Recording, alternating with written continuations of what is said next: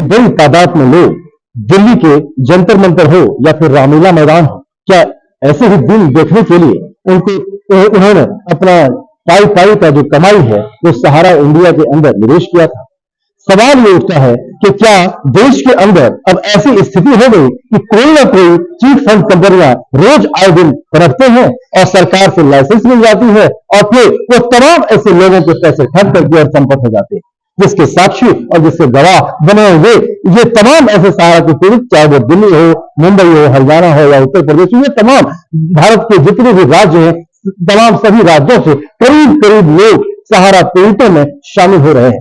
खासतौर पर जब 10 जनवरी को 2024 दिल्ली के इसी रामलीला मैदान से एक आगाज किया गया था कि बड़ी संख्या में लोग दिल्ली पहुंचे, तो इनको कितनी कठिनाइयों का सामना करना पड़ा। साथ ही ये भी देखना पड़ा कि कैसे ये अपने आंदोलन को जन जन तक पहुंचा सकते हैं। जो जैसा कि हमने देखा और आपको दिखाया भी कि दिल्ली के तमाम ऐसे गलियों में आपके बैनर और पोस्टर देते हुए, बैनर देते हुए आपने ऐसे चेहरों को निश्चित रूप से दिखा होगा। साथ ही इनका एक संकल्प और दृढ़ संकल्प ये कि जब तक हम इन तमाम पीड़ितों को हम पैसा वापस न करा दें, तब तक हम दिल्ली से वापस नहीं जाएंगे। तो ऐसे में क्या एक बड़ा सवाल नहीं उठता है कि आखिर इन सहारा पीड़ितों की आवाज कौन बनेगा और कौन इनके दुख दर्द को समझेगा, जो इन्होंने 10 से 12 साल पहले से उस दर्द को, दुखों को झेलते हुए अभी तक आ रहे हैं। तो ऐसे में एक नया शख्स इनके बीच आता है और ये कहता है कि जब आप लोगों की सहमति होगी तो निश्चित रूप से हम आपके सहभागी बनेंगे और आपकी जो उम्मीद है उस पर हम खड़े करने की कोशिश करेंगे।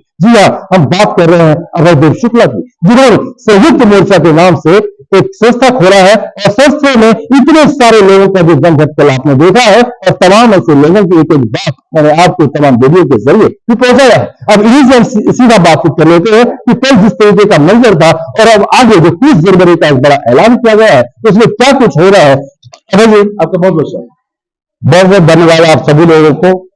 देश के तमाम लोगों की पीड़ा को आप लोगों ने बड़ी शिद्दत के साथ लोगों की एक उम्मीद बन करके आपने ऑल इंडिया जन आंदोलन संघर्ष में आप मोर्चा का बैनर तो देखा है, लेकिन आपको अगर देखना हो तो ऑल इंडिया जन आंदोलन बैनर तले पूरा हिंदुस्तान देख सकते हैं। क्या दिल्ली हो, क्या उत्तर प्रदेश, मध्य प्रदेश, राजस्थान, छत्तीसगढ़, हरियाणा, लगभग सभी राज्य के लोग एक ही छत के नीचे दिल्ली के इस खूबसूरत सिरमौर के रूप में कही जाने वाली भारत का हृदय स्थली में देश ने एक बार पुनः दस्तखत दिया। वो लोग कौन है जिसने कभी भी दिल्ली के गलियारों की तरफ कदम नहीं रखा था? वो दिल्ली को सुनते थे, जानते थे, अभी टीवी में देखा करते थे। दिल्ली कैसी है इन्होंने नहीं देखा था, जानते हैं वो कौन है? वो है देश के गरीब, पीड़ित, शोषित, वंचित लोग। आए भी दिल्ली किस लिए? जब दिल्ली लोग अपने घूमने का तमाम चांदनी चौक से लेकर लाल किला, इंडिया गेट और तमाम ऐसे मनमोहक दृश्य देखने वाले दृश्य यहाँ पे है। दिल्ली में खूबसूरत भारत का हृदय बसता है, लोकसभा का सदन। दिल्ली में हमारी सुप्रीम कोर्ट जिस पे न्याय की पूरी व्यवस्था पड़ती है। आज ऐसे तमाम ऐसी जगह है जिनको लोग देखने आते हैं, यही हिंदुस्तान से नहीं दुनिया भर से लोग। लेकिन दिल्ली में वो लोग आज कदम रखे लगातार 27 तारीख से, जिन लोगों के चेहरे पे मायूसी है, हंसते हैं तो दिखाने के लिए हंसते हैं, खोखले हैं शरीर के अंदर के सारे हृदय स्थल। क्यों? क्योंकि 4000 से ज्यादा लोगों ने अभी तक आत्महत्या अपने ही परिवार के लोगों में से की है। 13 करोड़ इन्वेस्टर और 12 लाख कार्यकर्ताओं का एक समूह जो देश की सरकार नरेंद्र मोदी से यह कहने आया है कि सरकार न्याय दे दो। माननीय सुप्रीम कोर्ट देश में भ्रष्टाचारियों का एक बड़ा समूह 13 करोड़ निवेशकों के परिवारों को दीमक की तरह चाट रहे हैं। आप देश में तमाम मुद्दों पर रात को 12 बजे पोर्ट खोल करके स्वमोटो संज्ञान ले लेते हो और 13 करोड़ लोग दर दर की ठोकरें खा रहे। लगातार आत्महत्याओं का दौर है। कोई ना कोई एक साथी हमारे बीच से हमारी दुनिया छोड़ के चला जाता है। उस अपार कष्ट को स्वमोटक के रूप में आप स्वतः संज्ञान नहीं ले रहे हैं। ये कैसा संविधान है, ये कैसा न्यायालय है? इस उम्मीद और इस आस के साथ दिल्ली के विभिन्न गलियारों में घूम रहे हैं। ये ऑल इंडिया जन आंदोलन संघर्ष न्याय मोर्चा कोई संगठन नहीं है, कि ऑल इंडिया जन आंदोलन संघर्ष न्याय मोर्चा देश के 13 करोड़ लोगों की उम्मीद और प्राण है। वो उसमें अपना जीवन देखते हैं, उसमें अपना पैसा देखते हैं, अपना उम्मीद देखते हैं। आपने देखा होगा कि क्या हिंदू है, क्या मुसलमान, क्या अगड़ा है, क्या पिछड़ा, ये सभी जो साथी है एक थाली में खाते हैं, एक साथ रहते हैं, एक साथ एक दूसरे के सुख दुख के साथी है। तमाम मौके पे आपने देखा कि जब हमारी तमाम महिला को, तमाम हमारे बुजुर्ग साथियों को लोग पुलिस यहां बर्बरता की हदें कर रही थी, एक दूसरे के लिए रोते नजर आ रहे थे, जिनका कोई वास्ता किसी से कुछ दिन पहले तक नहीं था। मैं दिल्ली के प्रदेश अध्यक्ष की बात करूं, अभी महज चंद दिनों से मिली है। हाँ, फॉलो जरूर कर रही थी ऑल इंडिया जन आंदोलन संघर्ष न्याय मोर्चा को, लेकिन लगता नहीं है कि हम लोगों का बरसों का नाता नहीं, दिल के रिश्ते जुड़े हैं इससे। लोग एक दूसरे को किसी संगठनात्मक ढांचे से नहीं जोड़ते हैं, एक दूसरे को परिवार के नाते एक साथ एक छत के नीचे एक स्वतंत्र विचारधारा के साथ और खुली तमाम महिलाएं हमारे साथ हैं, 17 दिन से साथ है। लगता है वो परिवार की सदस्य है, कोई बहन है, कोई बेटी है, कोई परिवार की साथी संगी है, लेकिन सबको कॉन्फिडेंस है कि हमारे इतने साथे परिवार के लोग हैं, हमारे ऊपर कोई उंगलियां नहीं उठा सकता। ये दर्द अमिल है, आत्मबल ही है ऑल इंडिया जन आंदोलन संघर्ष न्याय मोर्चा का ये बैनर। अभय कुछ नहीं है, अभय इस बैनर के पीछे अपना पूरा देश पाया है, पूरा देश पाया है, जिनका चेहरा बुझा हुआ है, लेकिन आंखों में एक उम्मीद लेकर के दिल्ली की सड़कों पे आए। लेकिन सरकार है कि जैसे सुनती ही नहीं, सरकार है जैसे गरीबों से उनका कोई नाता है ही।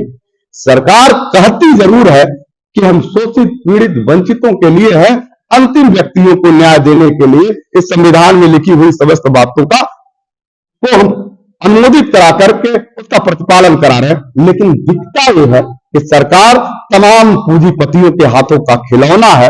वो बड़े लोगों के लिए बड़े बड़े योजनाएं ला करके उनके कर्जे तो माफ कर देती है, लेकिन किसानों को कहिए तो 200-500 रुपए की निधि दे करके उनको लॉलीपॉप दे करके उनको बलगराने की कोशिश करती है। सहारा पीड़ितों को जब लोग अपनी पीड़ा की पराकाष्ठा पार करके सड़कों पे आते हैं तो चुनाव के मद्देनजर आते हुए देश में अमित शाह जैसे गृह मंत्री, जिनकी देश के ऊपर जिम्मेदारी है कि अगर वो किसी मंचों के दौरान कुछ भी बोलते हैं वो कानून बन जाता है, वो झूठे वादे करते हुए दिखाई देते हैं और कहते हैं कि देश के निवेश को आपको घबराने की कोई जरूरत नहीं है। हमने माननीय सुप्रीम कोर्ट से 5,000 करोड़ रुपए का डिमांड कर लिया। कितना कितना शर्मनाक देश के गृह मंत्री का बयान होता है कि मंचों से कहते हैं कि 13 करोड़ निवेशकों के लिए 5,000 करोड़ रुपए मैं भारत देश की माननीय सुप्रीम कोर्ट से मांग करने के लिए सॉलिसिटर जनरल भेज दिया हूं, जबकि हम सभी साथियों ने चारों सोसाइटियों के 86,000 करोड़ की सूद ब्याज समेत के पूरी दस्तावेज के साथ दावे प्रस्तुत कर दिए थे। एक एक कागजों की जांच करके हम लोगों ने दे दी थी। अगर आधार कार्ड फर्जी है तो भारत की सरकार फर्जी है, अगर पैन कार्ड फर्जी है तो भारत की सरकार फर्जी है, अगर उसमें लगे दस्तावेज फर्जी है तो भारत में संवैधानिक व्यवस्थाओं में लाइसेंस देने वाली केंद्रीय रजिस्ट्रार सोसाइटी फर्जी है। और या तो सबसे बड़ा भ्रष्टाचारी सुब्रत राय का प्रबंधन तंत्र सबसे बड़ा हिंदुस्तान का फ्रॉड और नटवरलाल था, जिसने देश के लोगों को ना सिर्फ लूटा बल्कि हजारों लोगों की काल के गाल में स्वयं वो अपराधी की तरह इस दुनिया को छोड़ के चला गया। उसको आग लगाने वाला कोई नहीं रहा, उसके परिवार को, और लगातार ऐसे लोग, उनको सहारा प्रबंधन तंत्र में जो शेष लोग बचे हैं वो भी लोगों को गुमराह कर। सरकार है कहां, संविधान है कहां? हम इस पीड़ा को लेकर देश में ये दावे करती है कि हवाई चप्पल पहनने वालों को हम हवाई जहाज का सफर तय कराएंगे, तो इसमें क्या आपको लगता है? देखिए, क्या उनके दावे और वादे जगह पे है क्या? देखिए, हमने एक व्यक्ति को जो देश में नरेंद्र मोदी कहे जाते हैं उनका बयान सुना था। देश में चाय बेचने वाले का लड़का हूं, और देश में कितने उदार देश के लोग हैं, कितने भोले देश के लोग हैं कि देश में एक चाय बेचने वाले को देश की कुर्सी पे बैठा दिया। हमने ऐसे व्यक्ति को तो देखा, लेकिन किसी चप्पल कहने वाले दशरथ मांझी के परिवार के लोगों को हवाई जहाज पे बैठते नहीं देखा। झूठ बोलती है सरकार, झूठ बोलती है सरकार।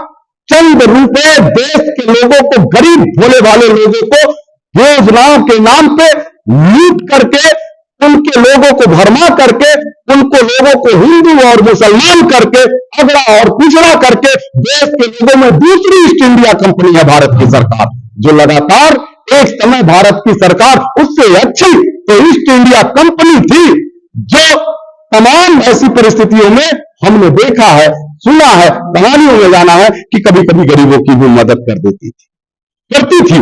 लेकिन यह सरकार सिर्फ उद्योगपतियों की सरकार है। यह सरकार तमाम उन ऐसी एजेंसियों को समाप्त करती है या तो अपने पक्ष में करने की कोशिश करती है कि वो देश की जनता की आवाज बन ही ना पाए। मैं किसकी बात करूं? न्यायपालिका। लगता है क्या हिंदुस्तान में न्यायपालिका है? विधायिका क्या लगती है देश के संवैधानिक रूप से गरीबों के लिए है? क्या कार्यपालिका? नहीं लगती है। जो है विधायिका, कार्यपालिका, न्यायपालिका सब खत्म। स्वतंत्र पत्रकारिता के रूप में कही जाने वाला चौथा स्तंभ क्या लगता है हिंदुस्तान में गरीबों के लिए बनाई गई है? देखते हैं हम टीवी, सुबह प्रायोजित करके इसी राजीव चौक से, पालिका बाजार से प्रायोजित करके हिंदू मुसलमान अगड़ा पिछड़ा करके हमारे साथियों ने रीड किया, देखा है, देश के लोगों ने देखा।